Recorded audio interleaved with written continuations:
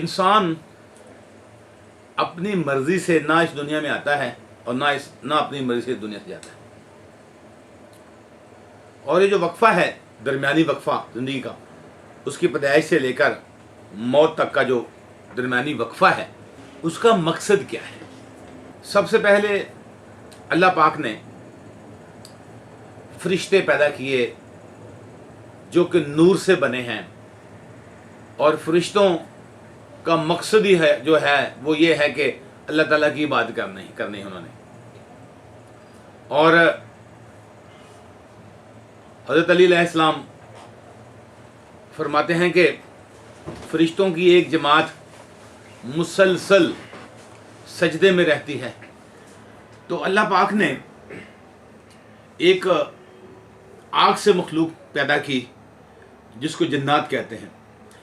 ملائکہ اور جنات دو مخلوق اللہ تعالیٰ کی پیدا ہوئی تھی. تو پھر اللہ تعالیٰ نے ایک ایسی مخلوق مٹی سے پیدا کی جس کو انسان کہتے ہیں.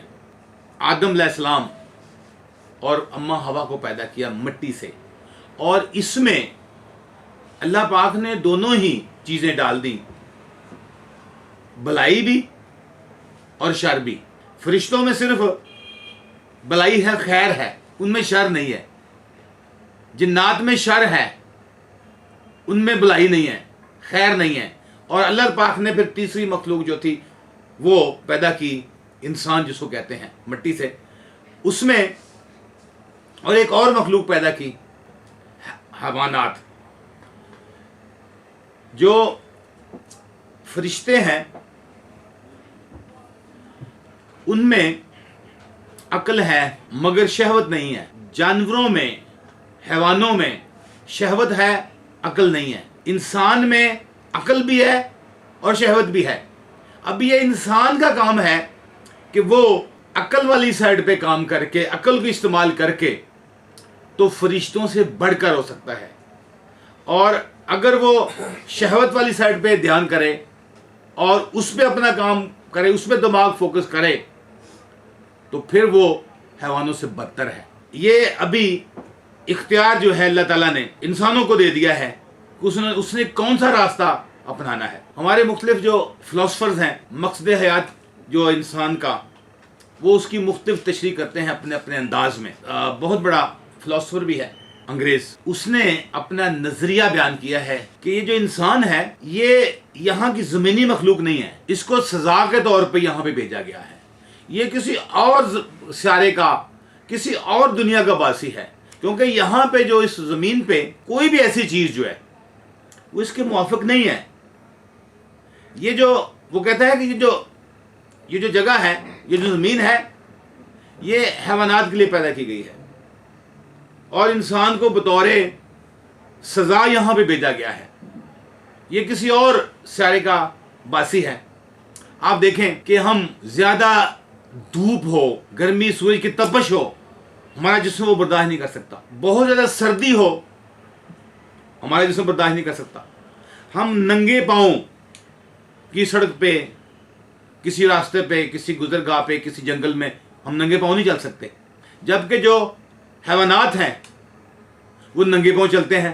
ان کو سورج کی جو روشنی ہے وہ بھی ان کو کچھ نہیں کہتی. سردی میں بھی وہ ان کو کوئی ایسا نہیں، ان کا جو جسم ہے حیوانوں کا، آپ بھینسیں دیکھ لیں اور بہت ساری جو وہ ان کو اتنا اثر انداز نہیں ہوتے. اور دوسرا، ہم جو جیسے ہمیں تھوڑی سی سردی ہو تو فلو ہو جاتا ہے، تو جانوروں کو وہ بیماریاں نہیں ہیں جو انسان کو ہیں.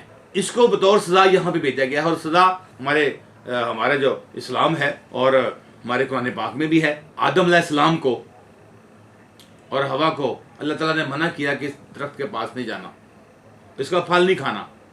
تو آدم علیہ السلام نے وہ پھل کھایا، اور اس کے بعد فوری طور پہ اس کو زمین پہ اتار دیا گیا.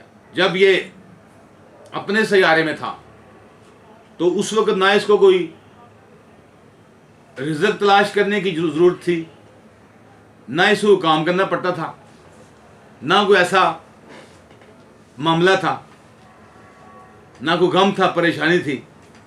لیکن یہاں پہ جب اتارا گیا تو اس کو ساری پریشانیاں، اس کو سارے فکریں بھی شروع ہو گئی، سارا. اور اس کے بعد قابیل نے حابیل کو قتل کر دیا ایک عورت کی خاطر.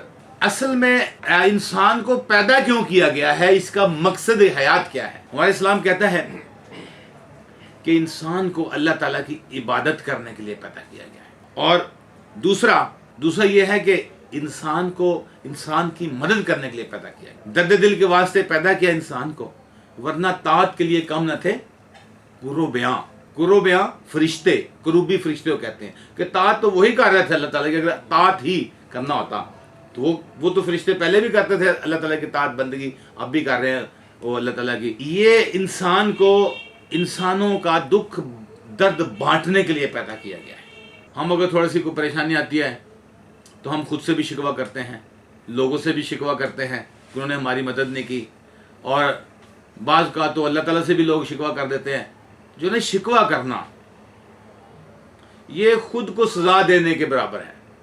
جو مصیبت آتی ہے وہ زیادہ تر اس کے اعمال کی وجہ سے آتی ہے, اور اس کے بعد پھر یہ جو مصیبت ہے یہ انسان مصیبت سے نکل تو جاتا ہے, لیکن وہ جو سبق دے دی جاتی ہے مصیبت, وہ اس کی زندگی کا حاصل ہے وہ. اور دیکھیں کہ انسان کو اللہ پاک نے پیدا کہاں سے کیا ہے, جو اتنے بڑا تکبر کرتا ہے, بڑی بڑی پھونڈیں مارتا ہے اس دنیا میں آ کے انسان. تو ایک گندے قطرے سے پیدا کیا انسان کو اللہ پاک نے, تو اس کے بعد بڑا ہو کے انسانوں کو قتل کرتا ہے. ایک جو شر کی قوت ہے اس کو پھیلاتا ہے اور تکبر کرتا ہے, جو کہ اللہ تعالیٰ کو پسند نہیں ہے. تکبر کرنا, قتل و غارت کرنا, لوگوں کو ایذا و دکھ پہنچانا, یہ اللہ پاک کو پسند نہیں ہے. یہ بھی انسان کے اوپر ہے کہ وہ کیا کرتا ہے, خیر کی قوت کو پھیلاتا ہے یا شر کی قوت کو پھیلاتا ہے, یہ اس کے اوپر ہے.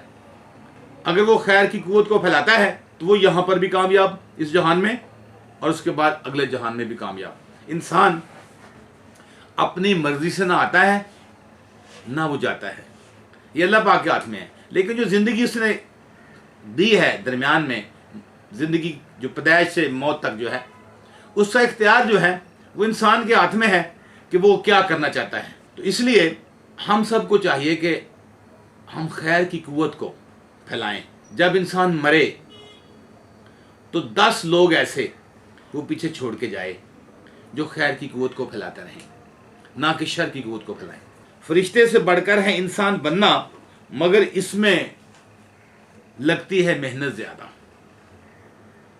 انسان اگر محنت کرے تو فرشتے سے بڑھ کر ہے, اگر شر کی طرف چل پڑے تو پھر شر پھیلائے گا, شیطان کا نمائندہ بن جائے گا. اسی پریشانیوں, دکھوں, مصیبتوں کا نام زندگی ہے, اور یہ پریشانیاں, مصیبتیں اس وقت تک رہنی ہیں جب تک انسان زندہ ہے.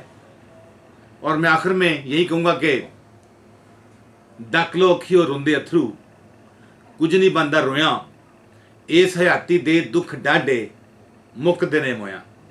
جی ناظرین, آج کا ہمارا ٹاپک بہت بڑا ہے, اس کو تھوڑے سے وقت میں سمایا نہیں جا سکتا. ملیں گے پھر دوسری ویڈیو میں. آپ سے درخواست ہے کہ میرے چینل کو سبسکرائب کر دیجیے گا, اور میرا نمبر اسکرین پہ چل رہا ہے. مشورہ لینا ہو مجھ سے تو بالکل میں حاضر ہوں, دن کے ٹائم پہ مجھے کال کر سکتے ہیں. اور میرا چینل یوٹیوب چینل ID ہے محمود گیلانی TV 1, تو سبسکرائب کرنا نہ بھولیے گا. آپ کا بہت بہت شکریہ.